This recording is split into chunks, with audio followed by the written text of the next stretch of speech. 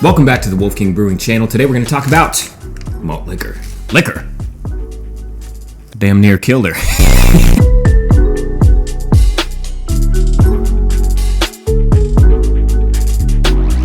Welcome back everyone to the Wolf King Brewing channel. Today I've got a little treat for you guys. I've teamed up with Brewchatter.com to brew their Snitches Get Stitches craft malt liquor kit. I went into this unsure of how this was going to come out, and I'm pleasantly surprised. It's actually not bad, but I won't talk too much just yet about the tasting notes. Before getting into the brew day, let's pour some of this sucker out.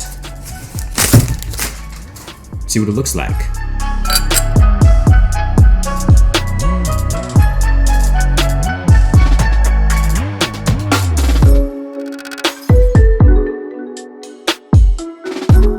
There it is in all of its glory. It's pretty clear. Actually, it has a really nice color and clarity to it. It is a pretty looking beer. The aroma is just cereal. I get just a big nose full of Honey Nut Cheerios, Golden Grams, Frosted Flakes. Like, you just insert a sweet cereal. That's what this smells like to me. No noticeable hop aroma. It has a good balanced bitterness. Because while it is very sweet, especially on the finish, you get a big just throat full of malty sweetness, which is not bad. I know the word throat full makes it sound horrible. Big old throat full of malt. Don't say that. That's not good tasting vocabulary. This is smooth. It's too easy to drink for being ultimately 9% alcohol by volume is where mine finished. It should be harder to drink and it should give me headaches, but it doesn't. It's nice. It's a good drinking beer. And I haven't even eaten breakfast today, dude, so this is gonna f me up. Let's talk briefly about the history of malt liquor. And first I will include the caveat that this could be considered many different things. What I have made here could be considered a malt liquor. It could also be considered an imperial cream ale. You know, there's different ways you can describe what this is. Malt liquor was the nomenclature that they chose to use because of the timing.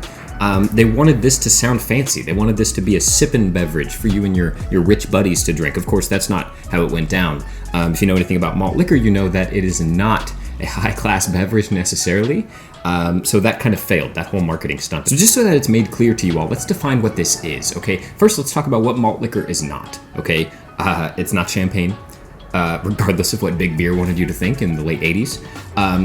It's not liquor, okay? It's not spirits. It's not like those sweetened drinks that you see at the grocery store, the Mike's brand stuff, just to throw one under the bus there.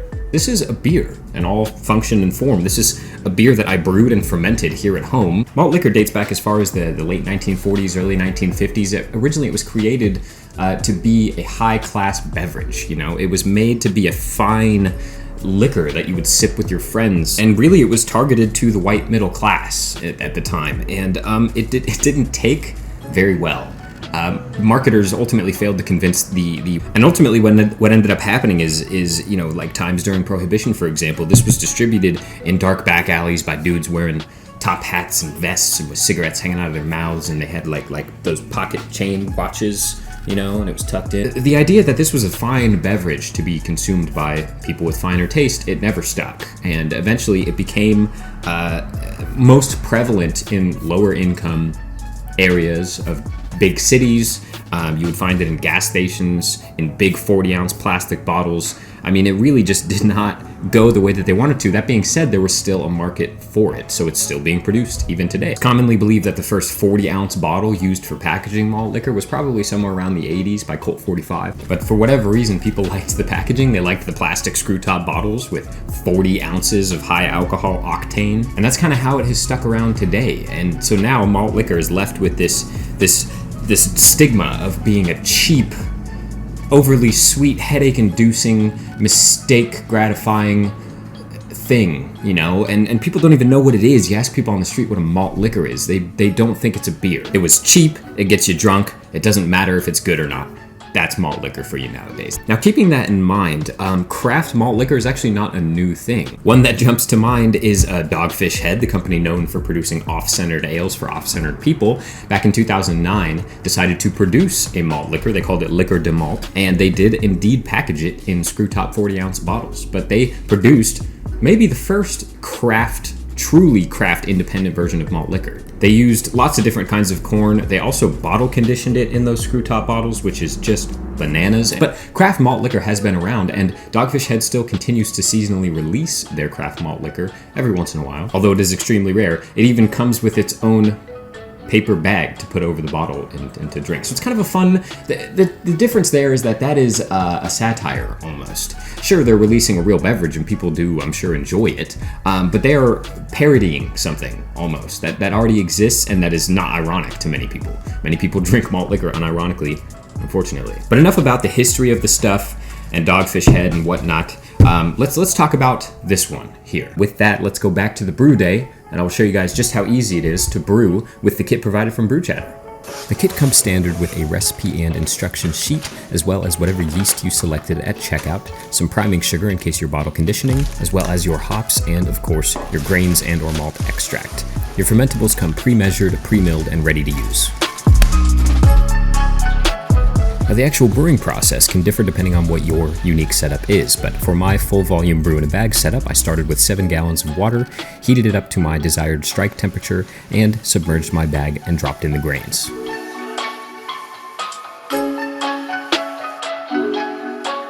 Due to the large amount of grains used in this recipe, I made sure to stir very well in order to incorporate all the grains into the water, make sure there's no clumps, no dough balls, and make sure that all the grain has good contact with the water in order to get proper extraction. Once it was well incorporated and I reached my mash temperature of about 149 degrees Fahrenheit, I went ahead and performed my normal ritual, which is covering it with a thick blanket and wrapping it in a sleeping bag to maintain my mash temperature for 60 minutes. After those 60 minutes, I removed my kettle's insulation and began the process of lifting the bag out of the kettle using my ratchet strap pulley system and draining the wort that is soaked into the grains to really ensure that I've got proper extraction efficiency. I also squeeze the grain bag pretty heftily. Now, you'll get different answers depending on who you ask about this, but I always squeeze the bag to make sure I get all of that sugar-rich wort that's left behind. After I had given the bag a good squeeze and made sure to reach my pre-boil volume, I went ahead and lit my burner again to bring my wort up to a boil. I maintained a good, strong rolling boil for 45 minutes, at which point I added my hop additions, which was 2 ounces of Magnum hops for the last 15 minutes. At this point, I also added a single Whirlflock tablet to help precipitate out some of the things that cause haze in the future, as well as adding my wort chiller at this point to make sure it's sanitized for the cooling process.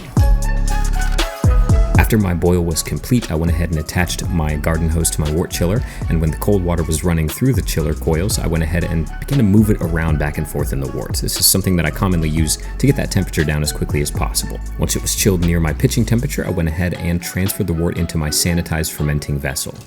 I usually do this in a way so that the wort gets proper oxygenation at this point and I don't have to worry about it later, so you'll notice lots of splashing, lots of bubbles being formed as I'm transferring the wort into the fermenter. After I'd collected the total volume of wort, I went ahead and pitched my yeast packet and sealed up the fermenter using a sanitized bung and airlock. At this point, I moved the entire fermenter into a dark and relatively cool closet in the middle of my house, and it spent the next 5 days in active fermentation. After 7 days, I went ahead and took a gravity reading, and I found to be at my final gravity reading of 1010, which was actually much lower than I expected to be, leaving me with a final of about 9.1% alcohol by volume. At this point, I went ahead and cold crashed the fermenter down to about 35 degrees Fahrenheit. After 2 days cold, I went ahead and racked into a keg that was purged with CO2 and also had a premixed gelatin solution in it. I set the keg pressure to 35 psi to burst carbonate over the next 24 hours and kissed it goodbye. And that brings us to now. The finished product, it's nice and clear, it's got a good foam, and it looks beautiful. So as you can see, they make it incredibly simple to brew these kits. It's very easy. Everything that you need is provided for you with the exception of a few things being either bottles or a keg, Whirlflock tablets, whatever kind of clarifiers you want to use. But all of the base ingredients are provided for you with clear instructions on how to make the beer. That's the great thing about beer making kits, is for those who don't necessarily want to spend all the time formulating recipes, and I do spend a lot of time formulating recipes for beer. If you don't want to sink that time into something, you just want something that you know will taste good because it's been tried and tested, get yourself a kit. You know, the kits are pre-made. They have everything that you need in terms of the base ingredients to make the beer. It's a great way to start. It turned out to be a very interesting beer to drink. I've shared it with a few friends. We have fun drinking it. I think it looks good, and I think it tastes better than it should. I know that sounds like I'm knocking Brewchatter for their recipe formulation, but it's just something that, you know, there's this stigma in my brain of malt liquor, and it should be disgusting, should give me a headache, you know, it should make me feel sick inside, and it shouldn't be good, it shouldn't taste good. That's not what malt liquor is for. It's for getting drunk. This is not bad, you know, and really, though this is not fermented with a lager yeast, like maybe traditional malt liquor was, I fermented this with an ale yeast, so I could probably call this an imperial cream ale. It's high adjunct, it's high octane, it's high alcohol, but it's not really bad. It's pretty drinkable. So very interesting beer. I'd like to thank Brewchatter for reaching out to me and doing this.